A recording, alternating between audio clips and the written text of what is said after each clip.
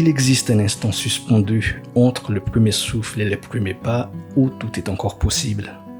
À Madagascar, au cœur du studio Bitiki, une femme s'est donnée pour mission de capturer cet orbe de l'humanité. Mirandriana soa dia pakasara ny fiainana fa maninona fiainana satria vao manomboka hatrany amin'ny fitempony fo voalohany ao ankibo any olombelona iray ka hatramin'ny fahaterahany dia afaka alaiko sary daholo izy.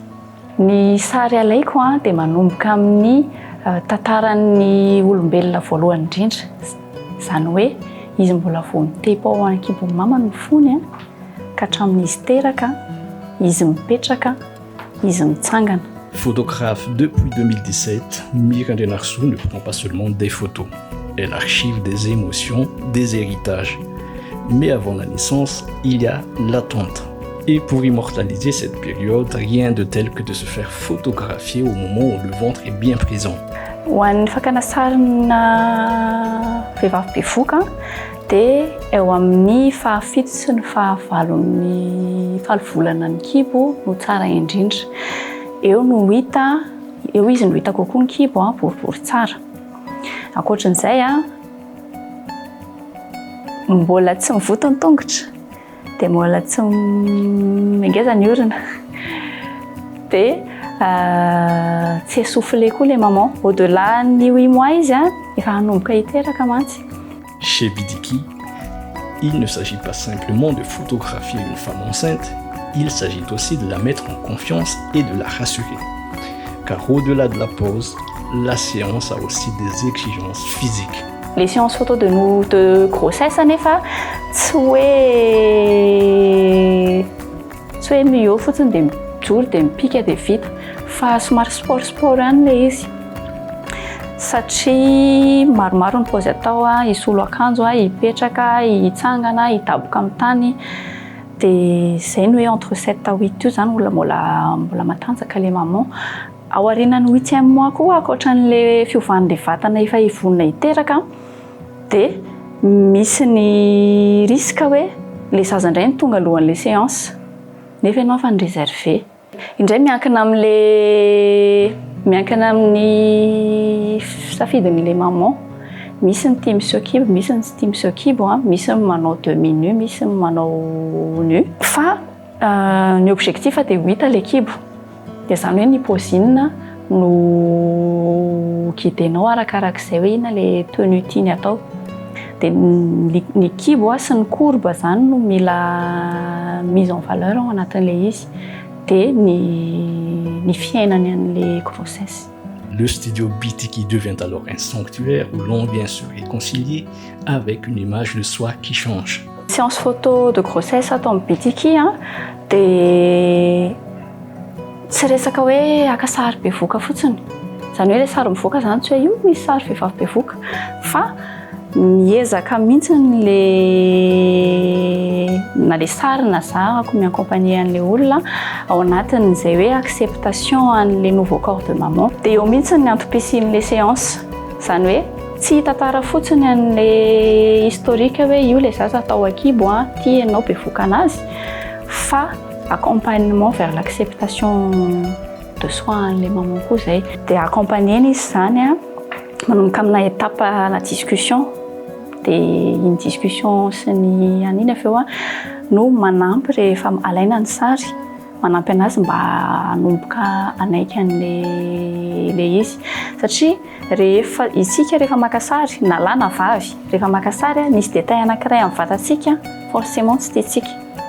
Rehefa ho alaina ilay sary dia iny no jerena voaloha. Rehefa tsy tiana ilay paozin'izy eo dia tsy tiako io sary io na dia tsara ianao. Dia izay mahatonga an'ilay hoe ny hafa mahita an'izy tsara k'i izao dia izaho mahita hoe satria efa misy zavatra prédéfini, efa misy filtre ao an-tsaintsika. Dia mandritra an'ilay séance dia ezahantsika asorina aminy iny filtre iny. Puis, au terme de la grossesse, l'enfant naît. La vie se poursuit et Mirandriana Arsoux est encore là pour l'accueillir et l'accompagner. Derrière chaque cliché, l'espoir et l'amour maternel sont poussés à leur paroxysme.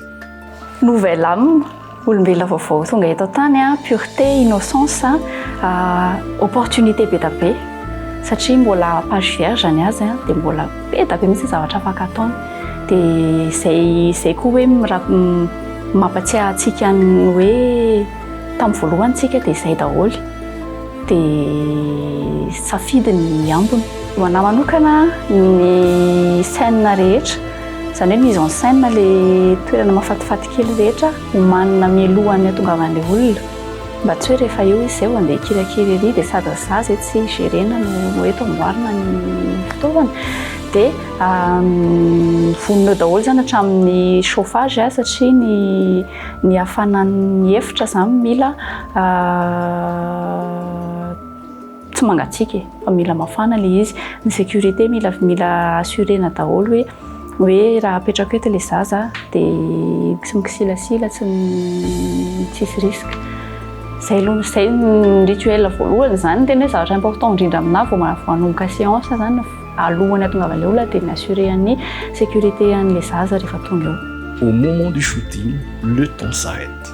On respecte le rythme biologique du petit être, on écoute son histoire qui peut parfois être marquée par une arrivée prématurée ou une fragilité. Mety misy anefa ny hoe mbola hoe sarotsarotra toromaso kely satria arakaraka ny historikany. Raha ho an'ny zaza prématuré zao dia tsy voatery mora atory izy satria raha avelanao rery izy ny prématuré matetika zaza niditra couveuse 20 jours ohatr'izany tsisy any mamany nefa nandritra 6 volana izy niaraka tamin'ny mamany.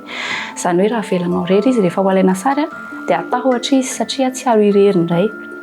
Dia mila fantatra zany koa ny historikan'ilay zaza. Ny ankoatran'izay zaza tsy voavy natao vaksiny izany hoe tsy tamin'ny maly tsy tamin'ny maraina no vaksiny satria mbola irrité na le tanany ho voakasika ampasarotiny anazy izy mety misy fièvre dia tsy tohizako fa tapahana mihitsy aloha reportentsika ilay séance satria lasa mijaly indray ilay zaza dia nefa ny tena important ho an'ny bitiky dia ny bien-être an'ilay zaza, ny sécurité an'ny zaza, izay vao ny sary. Photographier un nouveau-né n'est pourtant pas toujours évident. Entre tradition, croyances et peurs héritées, l'image du bébé reste encore un territoire sensible en pleine évolution. Chaque image devient alors une trace, pensée non seulement pour aujourd'hui, mais aussi pour ceux qui viendront après.